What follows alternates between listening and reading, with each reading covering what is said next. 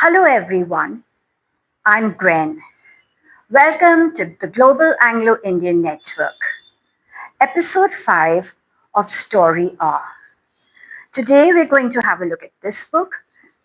It's written by Lionel Lumb and entitled Midnight's Exiles. So we're starting right from the beginning, and it's in chapters The Blind Fiddler, Muri, Pakistan, February 1975. A dozen drivers surrounded him, yelling a chorus of virtues in a familiar ritual of competition for a customer. Modern Japanese car, Hazur, fly like hawk to Muri. Clean outside in, Hazur, most comfort right.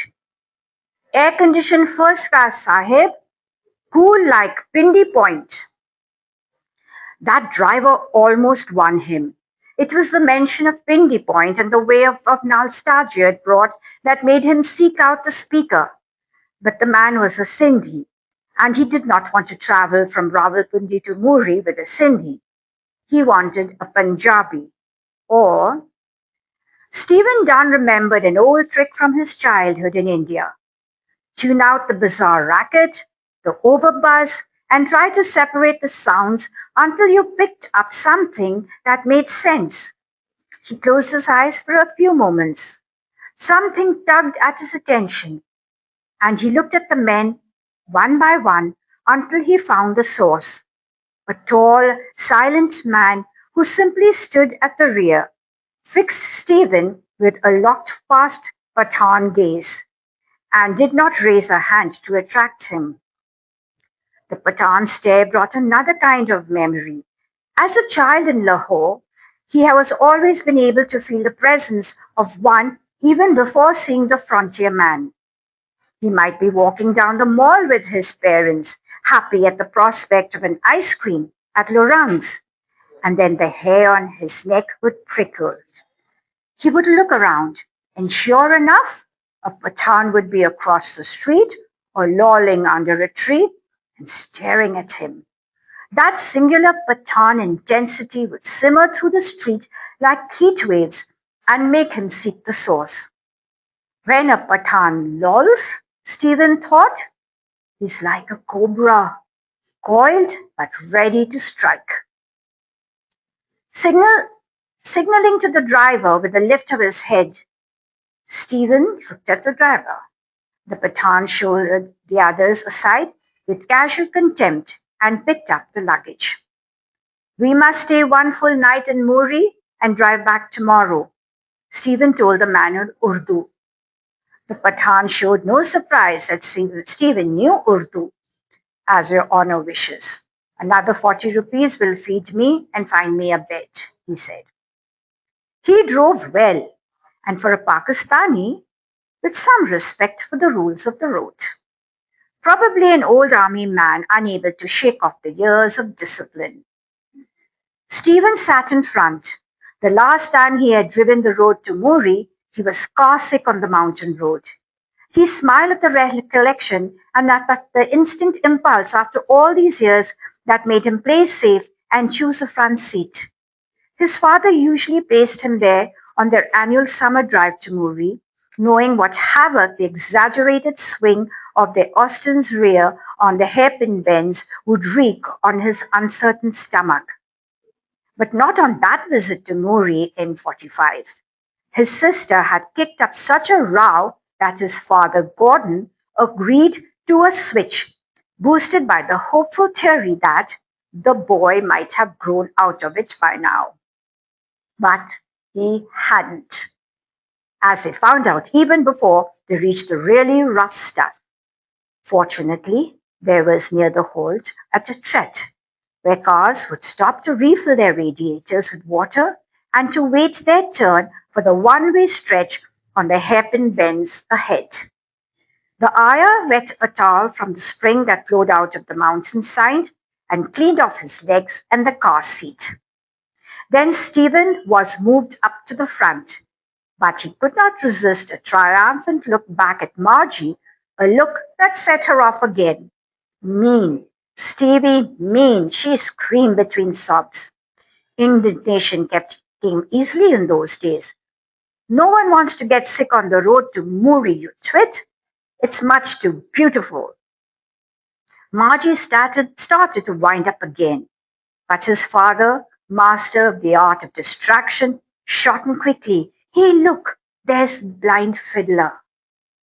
The old man with his henna-dyed beard and his primitive single-stringed instrument from which he teased plaintive sounds that were not so much melodies as they were cries for help, or so the young Stephen imagined. He stepped out of the shade of a rock overhang at the sound of their voices.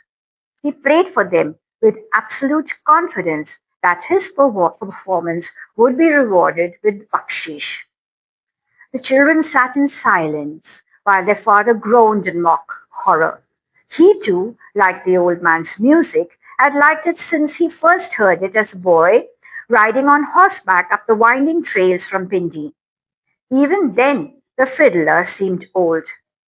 He played just 3 tunes, and when they were done, he would stuff his tiny bow up one sleeve, thrust out his free hand for his reward, a commanding performance.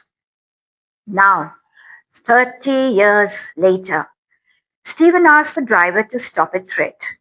In his imagination, the blind fiddler stepped out from under the overhang, and he could hear the weird, scratchy music as he took a drink of water flowing out from the rock. It was cold and tasty, with a touch of iron as he remembered it. Standing for a moment in the shade of the overhang, he wished the fiddler had a son to take up this tradition. Thinking that, he acknowledged the nagging truth he had been suppressing. Coming back would hurt, but he must find out what was going on with his grandmother, and Muri was the only place to start. Stephen felt the Pathan's eyes on him. He took another drink and then returned to the car. The Pathan watched him in that locked-on frontier way, head swiveling like a television camera. Hazur has been to Muri before. It was not a question. The man had read his face. As a child, every year for 6 years. When the Faringas were there, he said, it was not a question. Yes, Stephen felt a ripple of reticence. Indians and Pakistanis never had a problem probing for personal details, but he had lived too long in Britain and Canada not to pick up a yen for more private ways. The Pathan held his gaze with a look that was challenging but inoffensive. It reminded Stephen of the transparent, innocent faces of the household servants when they asked to be told a story. Kahani kaho, they would urge him, a child with that childlike sense of wonder that he too had once had, which blessed him so rarely these days. The Pathan no longer looked like a strong wild man of the mountains. He was a child wanting to hear a story. We lived in Lahore. The Punjab is too hot, as you know, in the summer, so we would come here for the cool heights of the Himalayas. It is always the best part of the year. Hazur loves the mountains as I do. Another statement. Yes, are you from Peshawar? There, he had asked a question, and he was breaking the rules of storytelling. Beyond, a great distance. Beyond meant Afghanistan. It was said in a way to discourage further questions. The Pathan was telling Stephen to play the game that he was the storyteller for now. I was born in Lahore and have since traveled across seas and into lands, taking with me always memories of Lahore. But even so, I have always loved the mountains the best. I have never been happier than when I am here, above the plains, above most of the rest of the world. We would escape from the heat and dust, from school, from riding on bicycles, and come here to ride on horses, to race around Windy Point, to climb the khud through forests, to cool our bare feet in the streams. As they continued to drive, The quiet Pathan was the best of all listeners, hungry for each new piece of information, content to let the narrative meander without questions. Even when Stephen paused to take in a particularly striking vista, he waited with the patience of those who like to savor a yarn, who test its metal and spot its flaws and check its ingredients and taste again its good points and rate it all on the indelible scorecard of a pre-television memory. By lunchtime, they were more than 5,000 feet up, the beige dust of Rawalpindi and Islamabad long since obscured by the pines and the rhododendrons of the hills.